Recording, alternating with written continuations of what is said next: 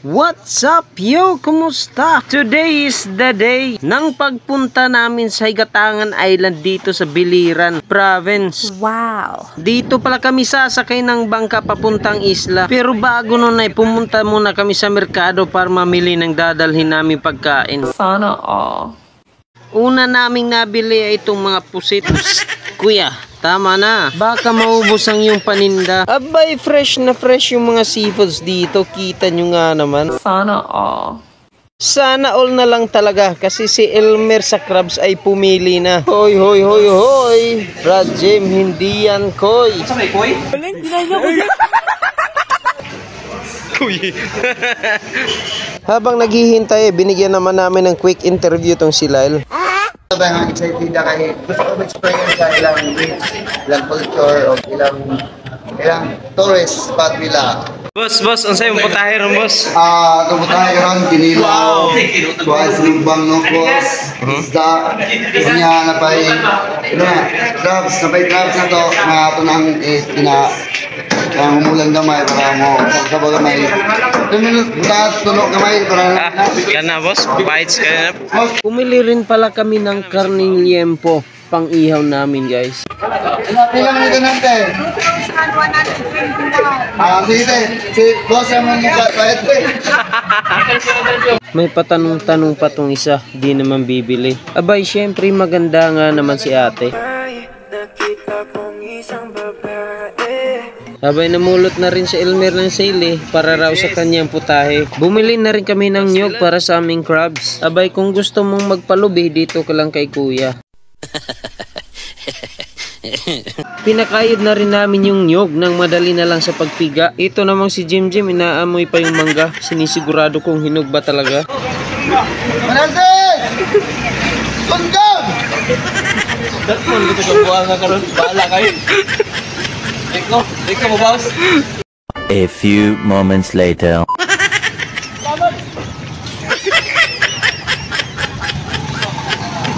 So guys, ito nakasakay na nga kami sa bangka. Ang tagal umalis, kulang pa yata.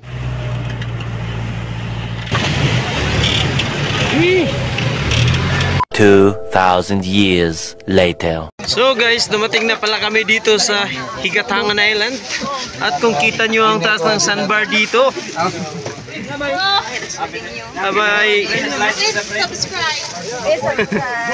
Abay, kanina parang mapapatalon ako sa laki ng alon.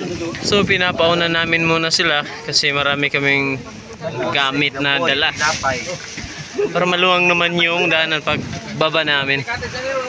So guys, ang ganda ang hapa ng sandbar dito hanggang doon.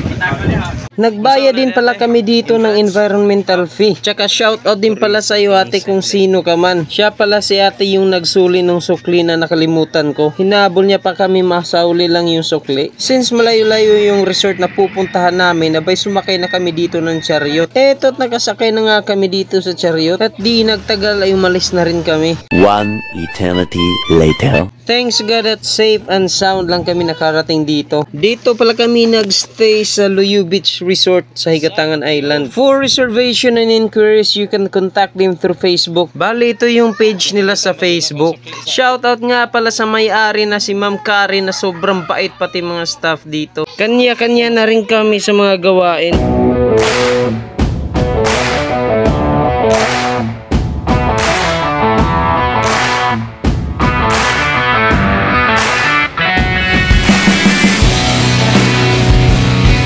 Ito nga pala yung professional nating taga-tikim. Ito nga pala mga ulam natin. Ito crabs, inihaw na karne, Bicol Express, mangga. At yun nga, kanya-kanya na kaming diskarte sa pagkain. Abay, di rin nalintaan ang init ng nakahain. Sa sobrang dami namin ay sino bang di may enjoy sa pagkain? Aba, ano naman tong ginagawa tong isa? Pasensya na kayo ha, kung kami kumain sobrang ingay. Duyan po kang namin din.